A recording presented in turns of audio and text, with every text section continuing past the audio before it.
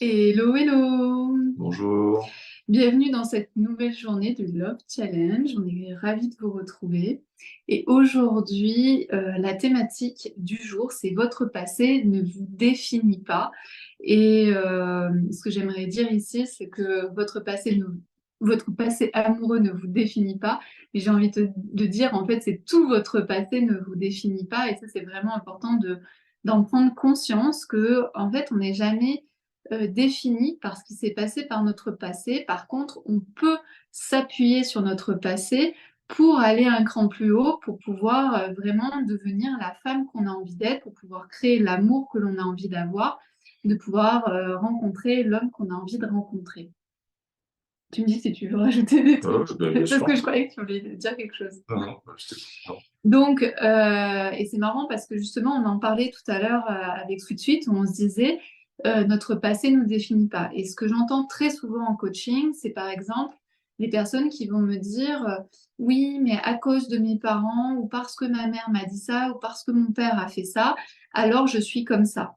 Alors oui, effectivement, ça fait des patterns au départ, c'est-à-dire que ça peut créer des croyances limitantes qui vraiment vous empêchent d'avancer dans la vie, ça va vous ça va mettre en place en fait des autosabotages, etc.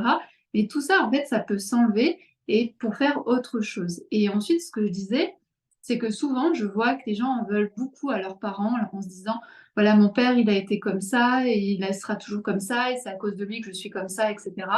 Mais le but, en fait, c'est pas d'en vouloir à nos parents ou d'en vouloir, par exemple, à vos ex.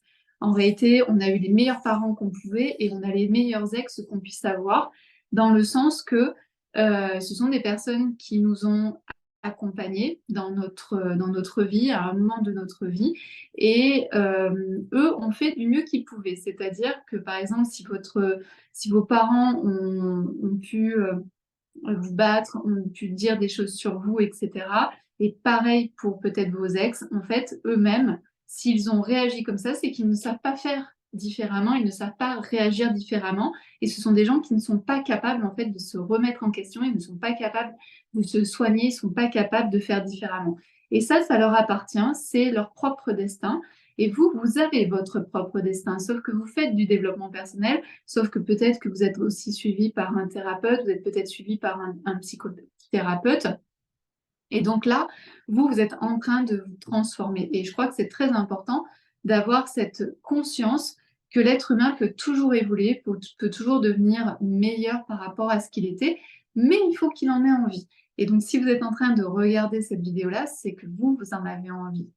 Et donc voilà, donc moi j'ai plutôt envie de vous dire que par rapport à vos anciennes relations amoureuses, appuyez-vous sur vos anciennes relations amoureuses. Allez voir pourquoi ça a capoté, comment vous avez été, qu'est-ce qui a été fait, qu'est-ce qui n'a pas été fait et comment aujourd'hui vous pouvez faire différemment parce que votre passé ne vous définit pas.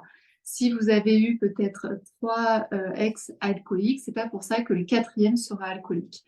Parce que à chaque fois vous apprenez, à chaque fois vous vous transformez et à chaque fois vous progressez. Et il y a des choses que vous allez pouvoir identifier, puis aussi il y a des gens que vous n'allez plus attirer.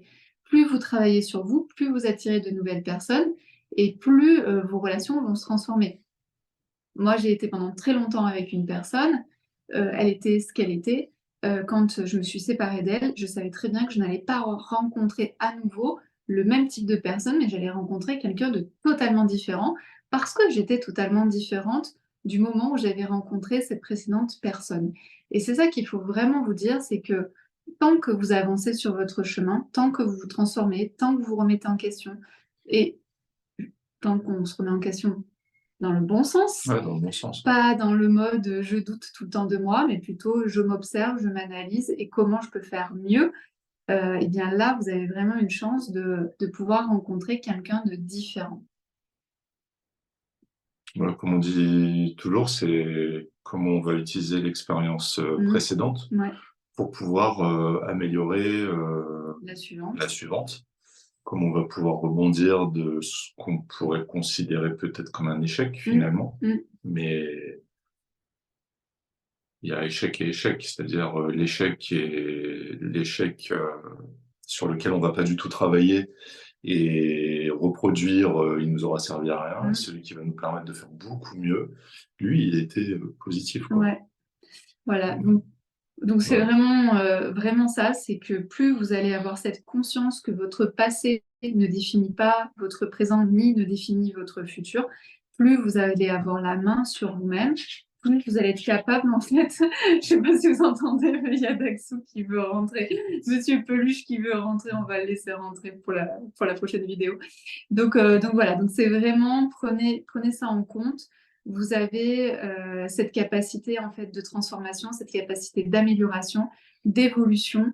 Et plus vous êtes consciente de ça, plus vous prenez les rênes de votre vie et moins votre passé en fait va jouer en votre défaveur, mais au contraire va être vraiment un appui pour créer la vie que vous avez en ce moment et créer la vie de demain que vous avez vraiment envie de vivre, que ce soit dans la rencontre amoureuse avec un homme ou que ce soit dans la création du couple que vous allez créer ensemble.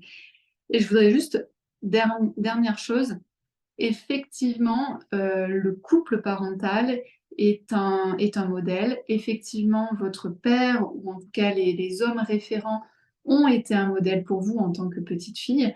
Donc, allez observer aussi cette partie-là, c'est-à-dire que si aujourd'hui vous avez du mal à rencontrer la bonne personne, allez faire une exploration sur comment était votre père, comment vous le voyez, comment vous l'avez vu faire avec votre mère, et pareil si vous aviez des hommes référents autour de vous, et vous allez voir que vous avez sûrement des similitudes avec les gens qui ont été en fait les personnes avec qui vous avez été en couple.